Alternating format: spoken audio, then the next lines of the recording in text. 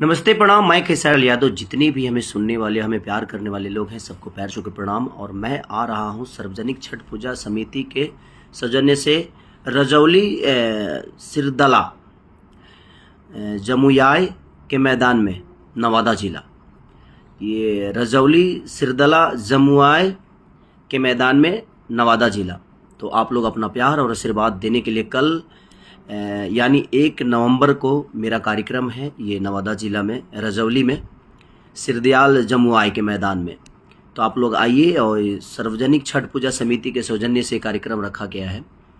और हम ही नहीं, कल एक मेरा गाना भी रिलीज़ हो रहा है, उसी के सौजन्य से। आप हमारी नम्रता मल्ला, जो अभी आप लोगों ने देखा था गाना, बहुत सारे गाने में उन्होंने किया है।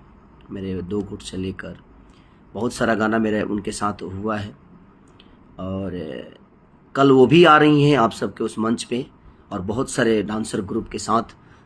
आप लोग का प्यार पाने के लिए हम भी आ रहे हैं। तो कल आइए और अपना प्यार और आशीर्वाद दीजिए। Love you.